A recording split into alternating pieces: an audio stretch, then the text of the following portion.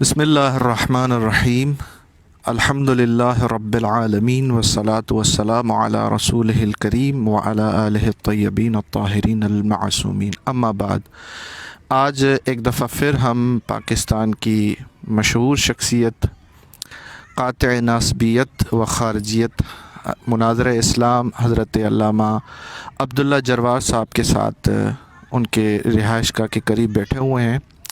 آج علامہ صاحب سے ان کے زندگی میں جو ہونے والے واقعات ہیں، یعنی وہ اہل حدیث سے شیعہ کیسے ہوئے اور انہوں نے کون کون سے مناظرے جو ہے وہ اپنے دور میں کیے ہیں، آج ہم علامہ صاحب سے انشاءاللہ اس متعلق کچھ سوالات کریں گے اور آپ سب کے ساتھ شیئر کریں گے۔ تو آتے ہیں قبلہ کی جانب۔ قبلہ، آپ نے اہل حدیث مذہب کب چھوڑا تھا اور آپ نے وہاں پہ کون کون سے علوم حاصل کیے تھے، آپ کے اساتذہ کون تھے، اور اس کے بعد آپ نے وہ مذہب کیوں چھوڑا تھا اور کس کے ساتھ آپ کے مناظرے ہوئے تھے؟ یعنی پہلے آپ کا کس کے ساتھ مناظرہ ہوا، اس کے بعد آپ شیعہ ہوئے، شیعہ ہونے کے بعد آپ نے کون کون سے مناظرے کیے؟ شیعہ ہونے کے بعد جی، اعوذ باللہ من الشیطان الرجیم، بسم اللہ الرحمن الرحیم، الحمد للہ رب العالمین، والصلاة والسلام علی سید الانبیاء والمرسلین وعلی اہل بیتہ الطیبین الطاہرین المعصومین، اما بعد۔ چند احبابوں کا اصرار ہے کہ آپ سابقہ مذہب اہل حدیث کس وجہ سے ترک کیا، کیا وجوہات تھے، ان کے مختصر ان کے رویداد بیان کریں۔ تو اس سلسلے میں 72 میں مناظرہ ہوا تھا حیدرآباد، اس وقت ضلع حیدرآباد، نیو سعید آباد اس میں تحصیل تھی۔ ہمارے استاد علامہ سید پیر سید محمد بدیع الدین شاہ صاحب علم السادس، چھٹویں جھنڈے کے، اپنے خاندانی موروثی میں سے چھٹویں جھنڈے کے وہ صاحب علم تھے۔ انہوں کا مدرسہ جامع رشاد محمدیہ نیو سعید آباد میں تھا۔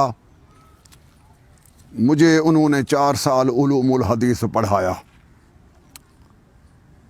علوم الحدیث میں متون حدیث، شروع حدیث، رجال حدیث، علل حدیث، یہ اور اصول حدیث، ان 5 علوموں پر مہارت حاصل کرنے کے بعد میں نے 4 سال پیر صاحب کے ہاں علم الحدیث کے ان فنونوں کا تجزیہ، تعلیم، تدریس، تبلیغ کرتا رہا۔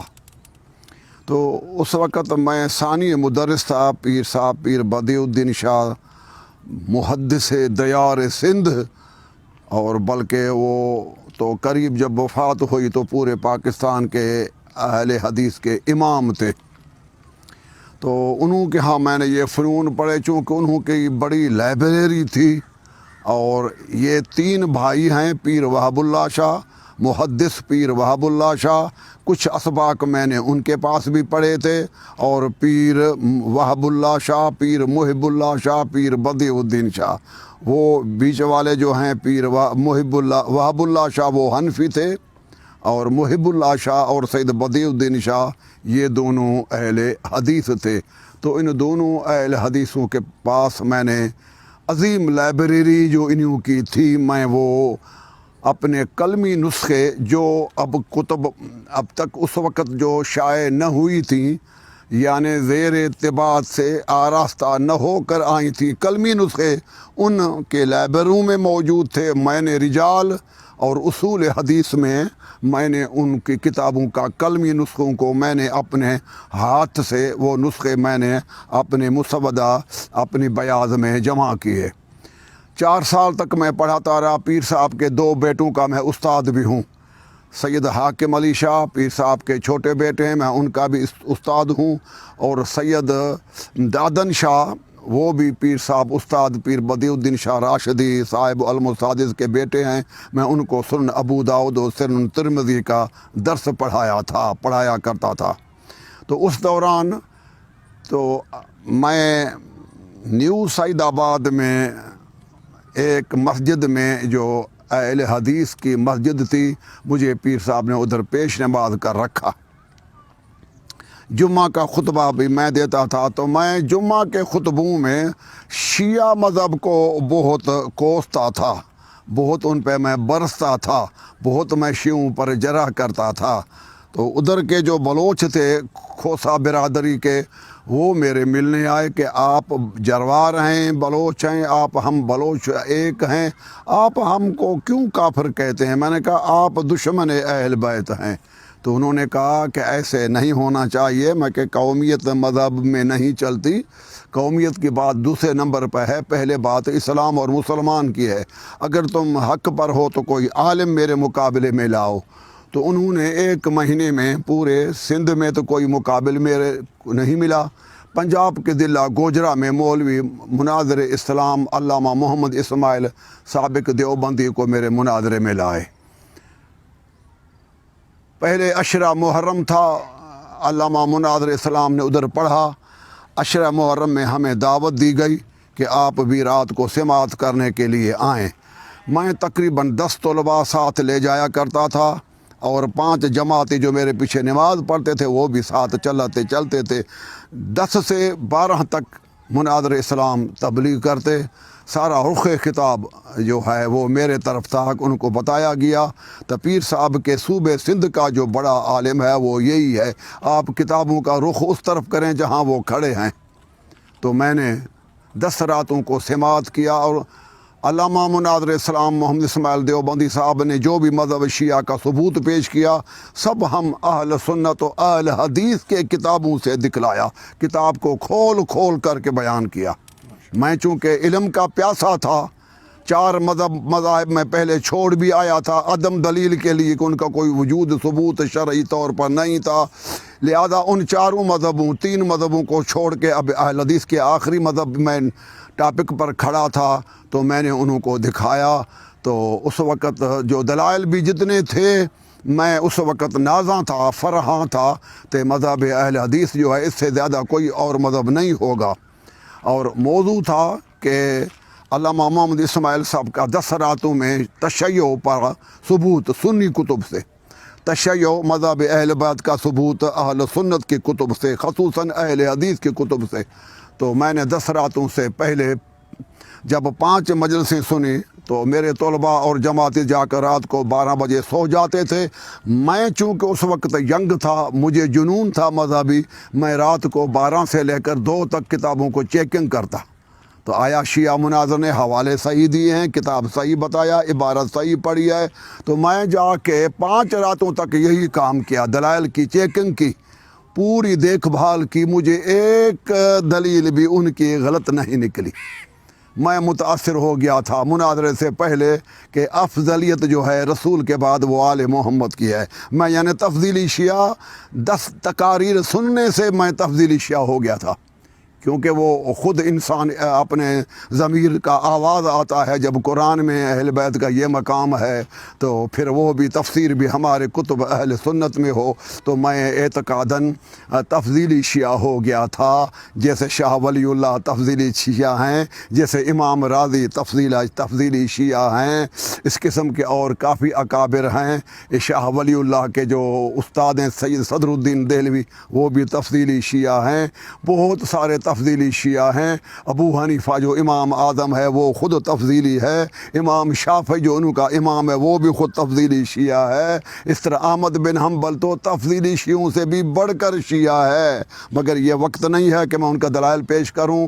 آئندہ انشاءاللہ کسی موقع مناسبت سے میں احمد بن حنبل کو مکمل ابن تیمیہ کے مرشد کو، امام بخاری کے مرشد کو میں شیعہ ثابت کروں گا. یہ عقائد ہیں امام بخاری کے اور امام بخاری کے مرشد امام بخاری کے استاد احمد بن حنبل کے. بہرحال اس وقت موضوع یہ طے ہوا کہ جب 11واں دن ہوا تو عشرہ مکمل موضوع ہو گیا، مناظرہ ہمارا شروع ہو گیا. اس مناظرے میں ہم نے کیا دکھلانا تھا؟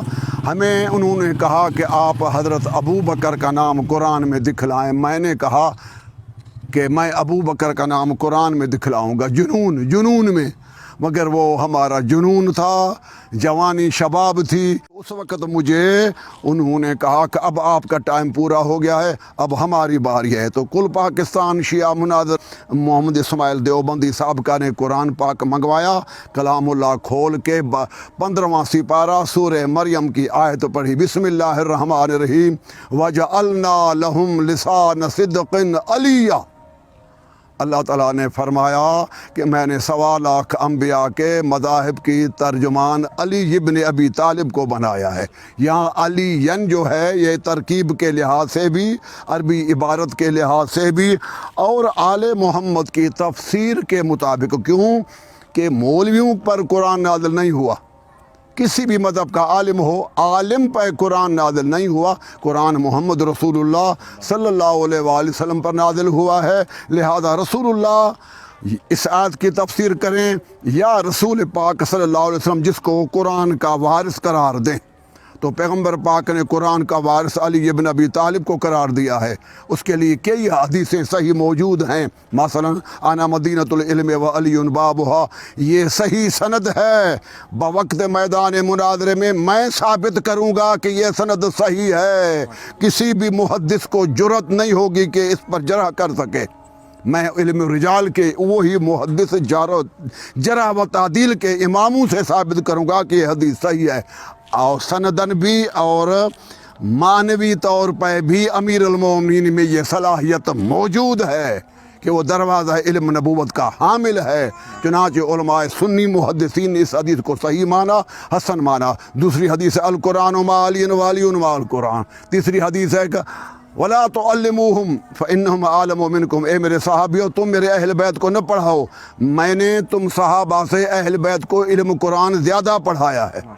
تو اس قسم کے احادیث میں وہ ثابت تھا. تو علی علیہ السلام جب آل محمد ہیں تو ان کا علم رسول پاک سے منتقل ہو کے علی ابن ابی طالب کے پاس قرآن کا علم آتا ہے. تو اب ہم رسول جو چھوڑ گئے تو وہ بھی 2 چیزیں چھوڑ گئے. حدیث ثقلین میں قرآن و اہل بیت، قرآن و اہل بیت کو رسول چھوڑ گئے. ہم صحابہ سے ترجمہ نہیں پوچھیں گے، یا رسول اللہ سے پوچھیں گے یا علی ابن ابی طالب سے پوچھیں گے.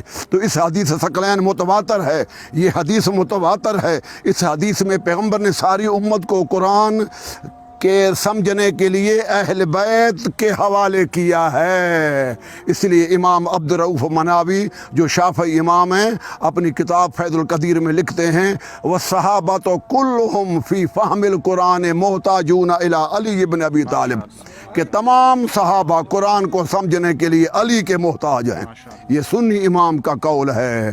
لہذا میں نے قرآن پاک کو ترجمے اسی آیت وَجَعَلْنَا لَهُمْ لِسَانَ صِدْقٍ عَلِيًّا کا ترجمہ علی علیہ السلام سے پوچھا گیا تو آپ نے فرمایا وہ میں ہوں. امام سجاد نے فرمایا میرے دادا علی ہیں. حسن حسین نے فرمایا اس آیت میں جو لفظ علی ہے یہ ہمارا دادا، ہمارا بابا علی ابن ابی طالب ہے.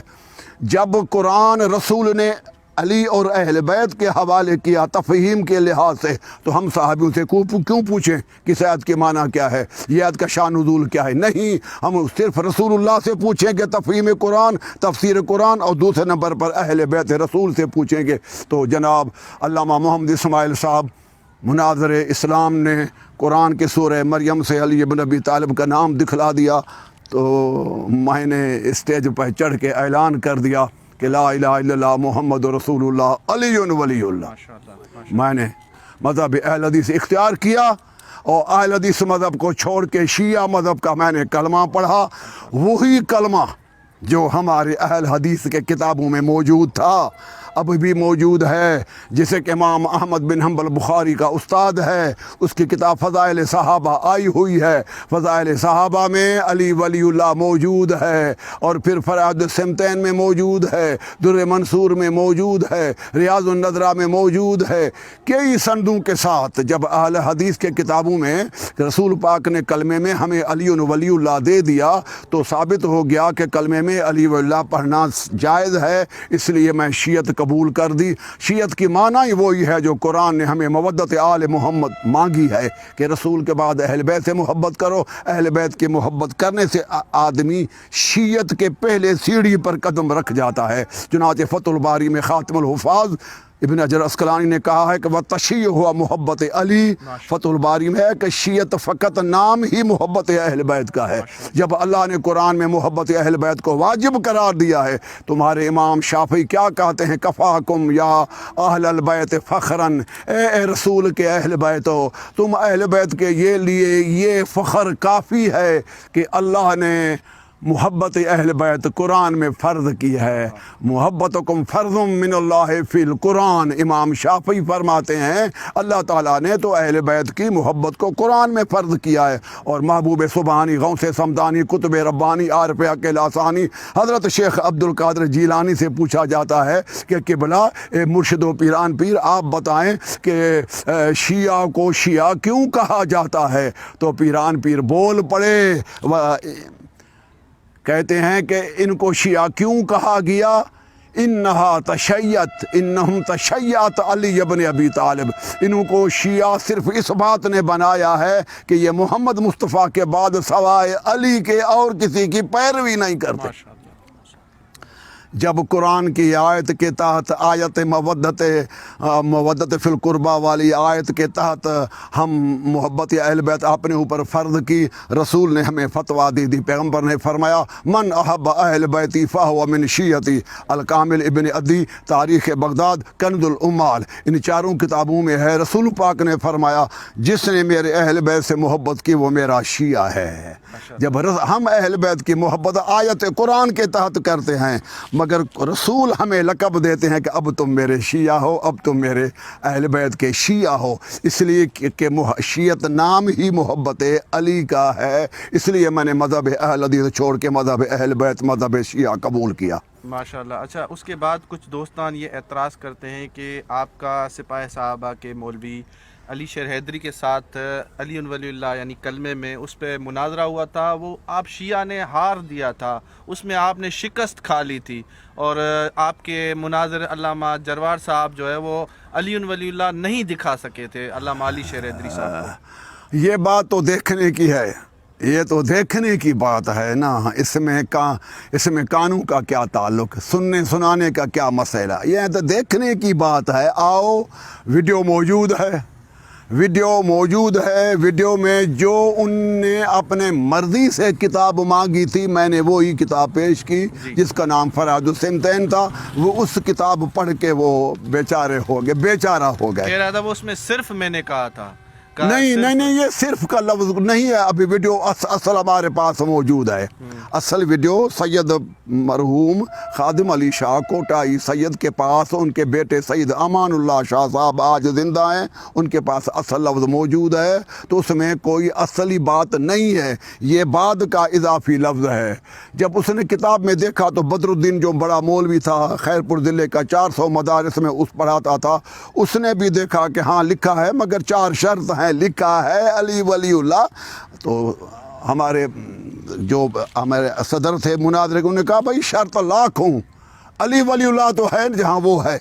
جب علی ولی اللہ تیرے کتاب میں لکھا ہوا ہے 4 شرط ہوں، 8 ہوں، ہم بھی کہتے ہیں تو اچھی بات ہے کہ شرط ہو، مومن ہو، پاک ہو، صاف ہو، جھوٹ نہ بولنے والا ہو، وعدے کا وفا کرنے والا ہو، دیندار ہو، یہ شرط ہم بھی مانتے ہیں۔ شرطوں پہ بحث نہیں ہے، بحث ہے لفظ علی ولی اللہ پر۔ وہ اس میں جو عبارت لکھی ہوئی تھی من اراد فی دخول هذه الابواب الثمانیہ، وہ آپ کہہ رہے ہیں کہ وہ شرائط ہے۔ اچھا، یہ کہہ رہے تھے موضوع میں یہ تھا کہ آپ دکھائیں گے کہ رسول معظم نے کسی کو مسلمان کرتے ہوئے پڑھایا۔ نہیں کرتا نہیں، ہمارے پاس وہ تحریر موجود ہے۔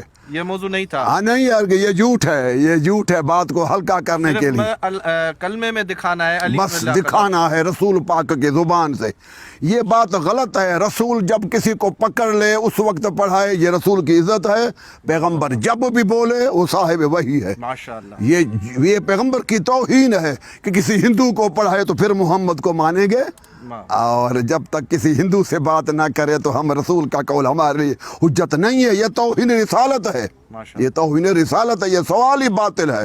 پیغمبر کی زبان سے سنی کتابوں میں ثابت کرنا میرا کام تھا, میں نے ثابت کر دیا. دنیا نے دیکھا ویڈیو میں تو وہ آخر جب ریٹن میں شکست لکھنی تھی کہ ہم شکست کھا گئے, اس کی بجائے وہ دروازوں سے نکل گئے کہ ہمیں حاجت قضائی ہے, ہمیں پیشاب کی ضرورت ہے. کوئی کس لیٹرین میں چلا گیا, کوئی کسی واش روم میں چلے گئے. ہمیں پتہ تب چلا جب سارے پیجاروں میں چڑھ کے روانہ ہو گئے راہ فرار اختیار کر. بہت شکریہ آقا, بہت شکریہ. آخر دعوانا ان الحمدللہ رب العالمین.